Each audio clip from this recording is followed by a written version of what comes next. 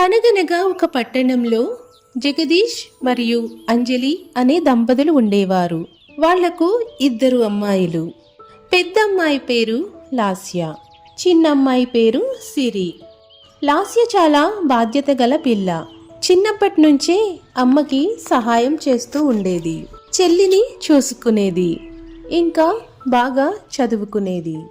సిరి మాత్రం చిన్నది కాబట్టి ఎప్పుడూ అల్లరి చేస్తూ అమ్మా నాన్న చుట్టూ తిరుగుతూ ఉండేది. సిరి చిన్నదైన కారణంగా అమ్మ ఎక్కువ గారాబం చేసేది. నాన్న కూడా సిరి ఏ తప్పు చేసినా చూసి చూడనట్టు ఉండేవాడు. కానీ లాస్య ఏదైనా తప్పు చేస్తే నువ్వు పెద్దదానివి, అర్థం చేసుకోవాలి అని అనేవారు. లాస్యకి అది నెమ్మదిగా గుండెల్లో గుచ్చుకుంది.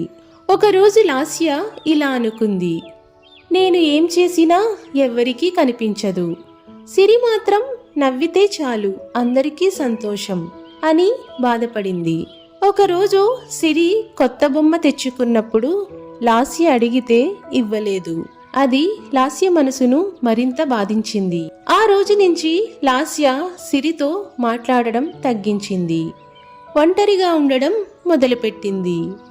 ఒకరోజు సాయంత్రం సిరి బయట ఆడుకుంటూ పడిపోయింది.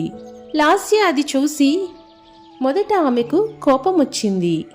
అమ్మా నాన్న ఇంకా ఏమేం చేస్తారో సిరి కోసం అని అనుకుంది. కానీ సిరి బాగా ఏడవడం చూసి లాస్య మనసు కరిగిపోయింది. పరిగెత్తుకుంటూ వెళ్ళి దగ్గరకు తీసుకొని ఓదార్చింది. ఇదంతా అమ్మా నాన్న గమనించారు.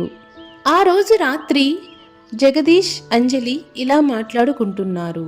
మనం తెలియకుండానే లాస్య మనసుని బాధపెట్టామేమో అని అన్నారు. తరువాత లాస్యను దగ్గరికి పిలిచి అమ్మ ఇలా అంది, లాస్య, మేము సిరిని ఎక్కువగా ప్రేమిస్తున్నట్టు నీకనిపించి ఉండొచ్చు, కానీ అది నిజం కాదు. మీరిద్దరూ మాకు 2 కళ్ళలాంటి వారు. కానీ సిరి చిన్నది కాబట్టి తనని కొంచెం ముద్దు చేస్తాం.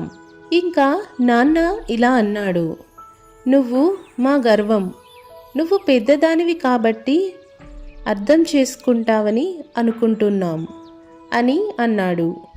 లాస్య కళ్ళలో నీళ్లు వచ్చాయి. మొదటిసారి ఆమె మనసులోని బాధనంతా అమ్మా నాన్నలతో చెప్పింది.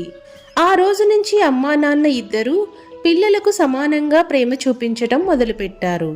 లాస్యకు ప్రత్యేకంగా సమయం కేటాయించారు. సిరికి అక్క విలువని నేర్పించారు.